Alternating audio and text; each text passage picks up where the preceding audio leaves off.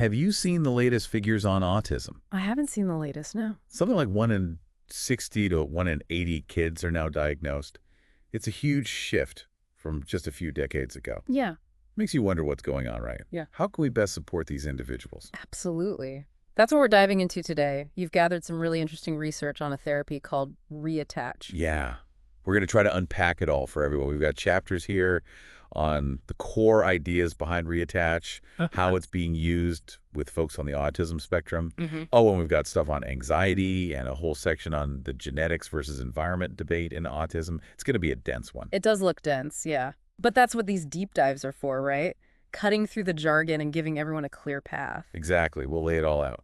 What ReAttach is, how it tackles the challenges we see in autism and related conditions, what the research is saying about how well it works. And one thing that really struck me up front is that while we're focusing on autism, ReAttach isn't limited to just that. It's looking at how we all process information and emotions, recognizing those common threads, like how anxiety or repetitive behaviors can show up across different diagnoses. That's a pretty big deal in the field. So like a broader, more connected view. Exactly. Okay, so first things first. What even is ReAttach, like at its core? So ReAttach was developed by Paula Weirkamp, and it kind of flips the script on traditional psychology a bit. Instead of zeroing in on what makes each person unique, it looks at the similarities in how our brains work, how we process information, emotions, the whole experience of being human. The idea is that by optimizing those basic brain functions, you create the best conditions for growth and development. Interesting. So instead of what makes you different, it's like, hey, what do we all share? Exactly. And when it comes to applying this to autism, there are 5 key elements. Arousal regulation, using touch, together with exercises that encourage shared attention, what's called multiple sensory integration processing, then helping with understanding concepts, and finally, working on shifting thought patterns through cognitive bias modification. Whoa, okay. A lot to unpack there. Yeah. Let's break it down. Arousal regulation. What exactly do we mean by that in this context? It's basically about helping someone find their optimal level of alertness and emotional intensity. Because if you're constantly overwhelmed or, understimulated, it's hard to engage, hard to learn. Makes sense. Then the tactile stimuli and joint attention piece involves using gentle touch, like tapping, while also encouraging shared focus with another person, maybe on an object or activity. Okay. And then multiple sensory integration processing. That's about helping the brain make better sense of all the information coming in from our senses. Sight, sound, touch, all of it. Then we have conceptualization. That's about forming clear and accurate ideas about ourselves and the world around us. And finally, cognitive bias modification. That's about gently shifting those ingrained ways of thinking that might not be helping us. You mentioned dimensional approach earlier. How does that play into this? How does it change how we think about conditions like autism? This is a really key shift. ReAttach moves away from the older model of thinking in terms of strict categories, like checking boxes for a diagnosis. The sources actually call that outdated, and rightfully so. The reality is people experience a range of symptoms, and those symptoms can overlap across different diagnoses. Right, it's not so clean cut. Not at all. ReAttach recognizes this. It sees psychological challenges as existing on a spectrum across different dimensions. It's not trying to force everyone into a single category. So instead of saying this person is autistic, it's looking at the specific challenges they might be facing. Exactly. And the goal is to integrate effective techniques from various therapeutic approaches, whether that's insights from psychodynamic theories, practical strategies from CBT, or methods used in trauma work. It's about bringing these threads together. Okay, I see. So it's not just about treating a diagnosis, but about using the best tools for the specific person. Now, you mentioned something called a sentio ergo sum ontology. What's that all about? Ah, yes. This is a fundamental principle of ReAttach. It translates to, I sense, therefore I am. Okay. And it's intentionally different from Descartes' famous cogito ergo sum, or I think, therefore I am. Interesting. ReAttach puts sensory experience and the regulation of our arousal as the primary starting point for any intervention. So how does that shift things in therapy? Well, traditionally, a lot of therapies have focused on the cogito, talking, listening, trying to change thoughts to influence feelings. ReAttach aligns more with a biological understanding, the idea that our emotional state, whether we're feeling down, balanced, or super energized, it actually precedes and influences our thoughts. So you're saying our feelings actually come before our thoughts? In many ways, yes. Think about a baby, right? They experience the world through their senses long before they can use language or reason. And research shows that emotions and feelings trigger and shape our thought processes. That makes sense. So ReAttach uses different patterns of gentle touch or tactile tapping to influence these three core levels of arousal. It works through the peripheral nervous system, which then sends feedback to the brain. Fascinating. Yeah. And what are these three levels of arousal they're targeting? So there's what they call optimal arousal, which is kind of like being in play mode, engaged, ready to interact. Then there's low arousal, like a soothing or mentalizing mode. This is where calm reflection and processing can happen. And finally, there's hyperarousal, which is like a threat activation state, almost like a manic state. So it's about guiding someone toward a more balanced state. Exactly. And what's really interesting is that they can often achieve this manually pretty quickly without relying on medication. Yeah, it's a big deal because medications that affect arousal, well, they can sometimes have side effects. ReAttach offers the possibility of more direct influence to stimulate, to calm, to stabilize, which can be huge in helping someone develop their ability to think reflectively. Makes sense. Now, you also mentioned cognitive bias modification. How does that fit into all of this? ReAttach uses three main ways to modify cognitive biases: adjusting concepts, learning new things, and reimagining life. And the key here is that they often use these techniques when the person is in a state of low arousal. That way, they can process information calmly and thoughtfully. Okay, so they're already in that soothing mode. Right. And often they'll even start by having the person recall positive memories, as it helps to create a sense of openness. Interesting. Let's break down those three modes, starting with adjusting concepts. What does that look like? So this is about helping people develop a more balanced view of themselves and others, accepting both the good and the bad. For example, someone with very rigid or negative self-perceptions, they can learn to see themselves in a more nuanced and realistic way. So it's not just about getting rid of negative thoughts, but about adding in more positive and realistic ones. Exactly. Okay, and what about learning new things? In this mode, they use virtual learning experiences to activate skills that might be underdeveloped. The idea is that by practicing these skills virtually, they become integrated and easier to access in real life. And this isn't just about anxiety, it has potential for improving coping skills and problem solving across the board. It's like using video games to build real-life skills. I like it. Okay, and the last one, reimagining life. This one seems really important for addressing trauma and building resilience. It's all about encouraging the individual to create a new narrative for themselves, almost like directing their own movie. The idea is that as they reimagine their life, they can weave in the more balanced self-concepts and healthier attachments they've developed in the earlier stages. This helps to create a more coherent sense of self, a more hopeful outlook. So it's not just about managing symptoms. It's about fundamentally shifting how someone relates to themselves and their experiences. Powerful stuff. It is, and this framework is what allows ReAttach to be applied to a wide range of challenges, including anxiety disorders, which I think is a good place to go next. Yeah, definitely. So how does ReAttach specifically address anxiety?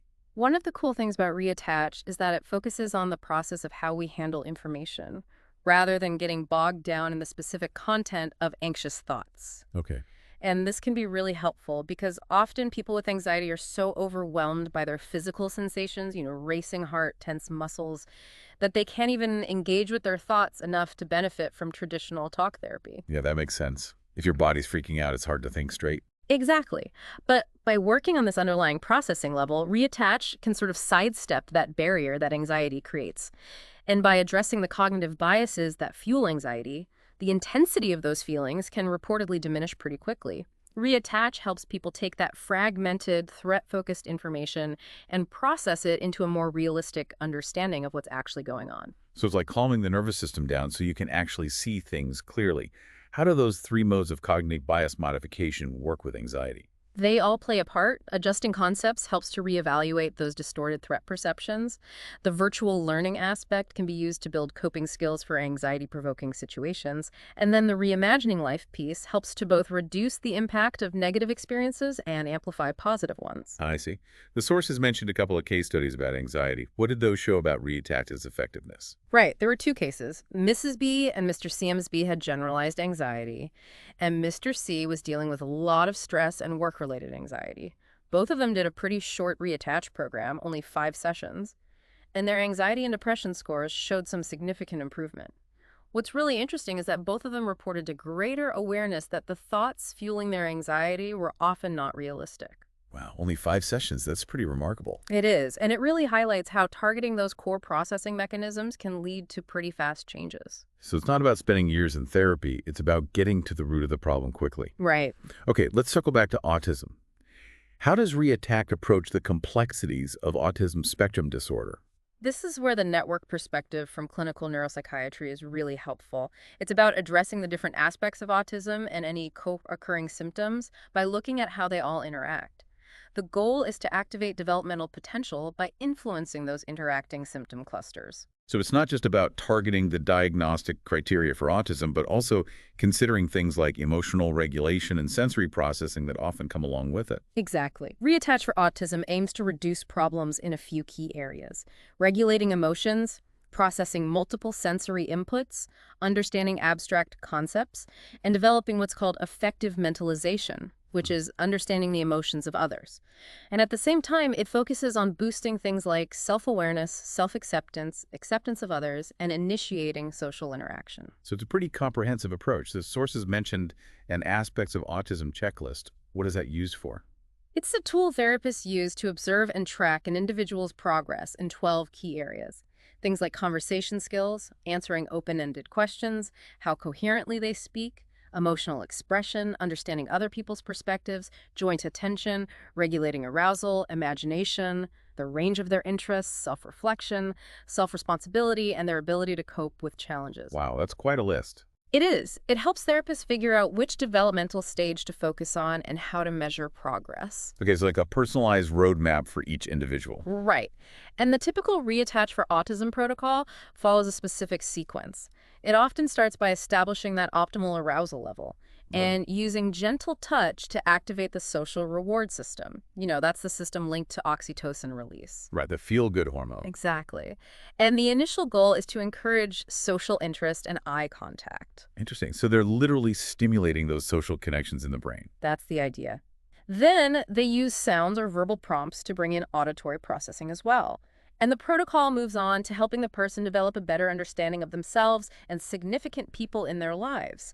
The sources even suggest that for some individuals, starting with a topic they're already really interested in, like a favorite cartoon character, can be a good way to begin. Smart. Meet them where they are. Exactly. And for those who are cognitively able, the next step involves prompts that encourage them to try and see things from another person's point of view. This is followed by more complex prompts related to relationships, always giving them plenty of time to process. Taking it step by step. And those cognitive bias modification techniques, especially the one for developing imagination, are also integrated into the protocol. Yes, that one is used to specifically train imagination, which is important for anticipating future events, planning, setting goals, all those executive functions. And the sources say that you can often see evidence of improved imagination through more spontaneous social communication. That's really cool. They also shared findings from a study with 22 patients with aspects of autism. What did that research show? A big finding was that joint attention skills developed in all 9 patients who haven't shown them before. And imagination started to emerge in 12 out of 13 patients who didn't have imaginative play initially. So it suggests that ReAttach can have a positive impact on some core social and cognitive abilities. That's encouraging. You also mentioned that language comprehension can be a challenge for some people with ASD. How does ReAttach work around that?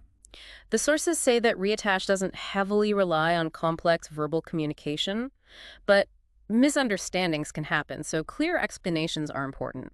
And visual aids can be helpful for some, but there's a balance because the focus needs to stay on maintaining eye contact and engaging in joint attention. Right, you don't want to lose those core elements. There were a couple of interesting case examples in the sources. One was about a 28-year-old man.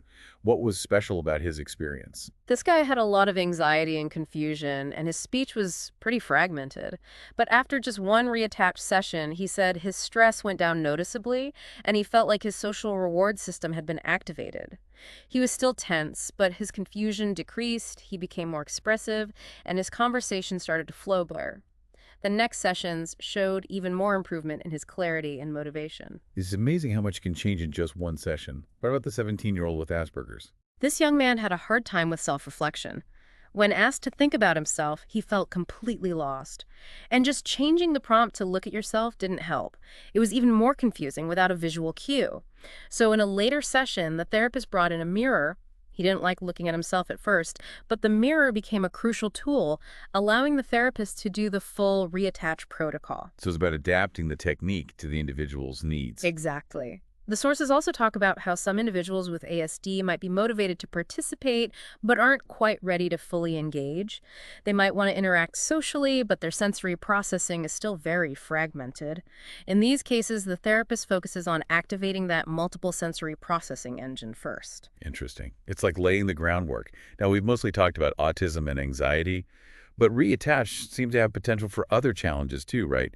How does it address the overlapping symptoms in those other conditions? Since reattach targets these fundamental processing mechanisms, it does have potential for a wider range of issues. Things like schizophrenia, dissociative identity disorders, OCD, narcissistic traits, even psychopathy. But the sources do emphasize that each of these would likely need its own specific reattach approach. So, of course, tailoring it to the individual's needs. And has there been research on its effectiveness in these other areas? Yeah, one study looked at 132 patients with all sorts of presentations. They each received 5 reattach sessions. The results showed a significant drop in their overall psychological distress, and the effect sizes were large. A good chunk of them showed reliable improvement or even full recovery after those 5 sessions. Wow. That's a pretty diverse group showing positive change. Were there any specific conditions that stood out? The results for the 80 patients with anxiety were particularly strong. They had large effect sizes in reducing distress. Similar outcomes were seen for patients struggling with compulsions and those experiencing auditory hallucinations. Interesting. And there was a single case study mentioned too, right? Yeah, of a patient with borderline personality disorder, major depression, and PTSD who showed solid improvement after 5 reattach sessions. It's like it's getting at some core element of mental well-being that goes beyond specific diagnoses. What about things like eating disorders and addiction? They've looked at that too. The sources suggest a link between these issues and cognitive biases related to social isolation and identity problems, and the research showed some positive results there too. That makes a lot of sense. How about something like psychopathy, which is often seen as being really ingrained and hard to treat? The approach they use for that involves activating the social reward system and using tailored cognitive bias modification.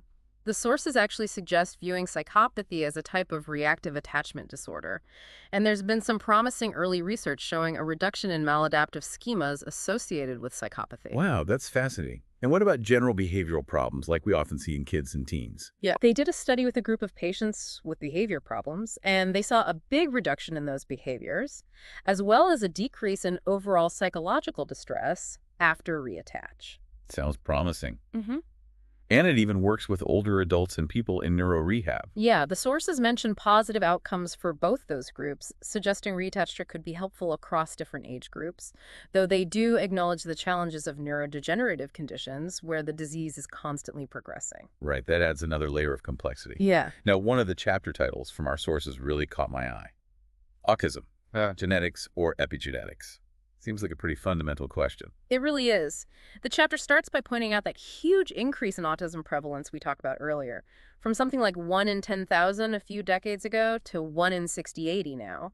That kind of jump suggests that most cases aren't just about genes. Right, because we don't see genetic disease epidemics on that scale. Exactly. So this has led to a growing understanding of epigenetic autism, where environmental influences are key.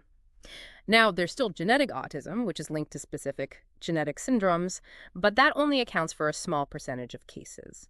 The conclusion here is that in maybe 85 to 95% of cases, autism develops without any major gene defects. It's all about those epigenetic factors. So it's a combination of nature and nurture, but nurture seems to be playing a much bigger role than we initially thought. Right. And this idea isn't new. Early theories, going back decades, actually proposed a connection between autism and problems in the mother-fetus relationship, as well as harmful stuff in the environment. And modern research is backing up those ideas. Fascinating. So what are some of the big epigenetic factors they're looking at? The main ones are immune system problems and inflammation, followed by environmental toxins, oxidative stress, and mitochondrial dysfunction. Okay, so it's not just one thing, it's a whole bunch of things working together. But does this mean genetics plays no role at all in those 85, 95% of cases? Not necessarily. Epigenetic autism is thought to be polyfactorial, meaning it probably needs both a genetic predisposition and exposure to specific environmental triggers. These triggers don't change our DNA, but they can switch genes on or off. Think heavy metals, pesticides, chronic inflammation, infections, even changes in the mother's gut microbiome. Wow, so many possibilities. Yeah. The sources also mentioned something about critical periods of fetal development. What's that about? So it seems that when a fetus is exposed to these environmental influences matters a lot. The development of autism seems particularly sensitive to things that happen early on in pregnancy when organs and tissues are first forming. This could explain why we see problems in multiple systems in kids with autism. Not just the nervous system, but the digestive system, lungs, kidneys too. So the timing of the exposure really matters. It does. It's interesting, the sources contrast this with damaging influences that happen later in pregnancy, which might lead to more specific nervous system disorders, maybe even things like schizophrenia. That's a fascinating distinction. What about regressive autism, where development seems normal at first and then skills are lost? How does that fit in with the epigenetic view? Regressive autism often happens after a period of seemingly typical development, with skills being lost around the ages of 1 to 2.5. And what's interesting is that this regression is often triggered by an infection, exposure to toxins, or some other event. So it's not just something that's predetermined from birth. Right. The sources actually question whether this pattern contradicts the idea of autism being solely a genetic disorder. It definitely suggests that external factors can play a role, even after a period of typical development. It really complicates things, doesn't it? It does. And then there's the role of the maternal immune system, which seems to be really important. What's the connection there? The mother's immune system acts as a kind of gatekeeper between her body and the developing fetus. And sometimes her immune system can produce autoantibodies, which are proteins that mistakenly attack her own tissues. These autoantibodies can cross the placenta and potentially affect the development of the fetal brain. It's called maternal immune imprinting. So the mother's immune system could be influencing the development of autism. Potentially. The sources raise the question of whether environmental factors mainly impact autism through changes in the maternal immune system, or if those immune changes are just one part of a bigger picture. So much we still don't know. That's the truth. But the chapter ends by emphasizing that we desperately need preventative measures given how much autism is increasing. They even talk about the possibility of mass screening for maternal autoantibodies to identify risks early on. Wow, that's pretty intense. But it makes sense given the scope of the problem. Well, this has been a really eye-opening deep dive into both ReAttach and the evolving understanding of autism. It has. So let's recap the key takeaways for everyone. Okay, so the bottom line is that ReAttach Therapy offers a new dimensional way of addressing symptoms across various conditions, including autism and anxiety. It's not about categories, it's about targeting those fundamental processes: arousal regulation, sensory integration, and shifting those unhelpful thought patterns. And the research is showing some promising results. It is. We've seen evidence of improved social interaction in autism, significant reductions in anxiety, and positive changes in things like compulsions, eating problems, even some aspects of psychopathy. Of course, we have to remember that research is ongoing. Absolutely. More research is definitely needed, but it's a promising direction for sure. So here's a final thought for everyone to chew on.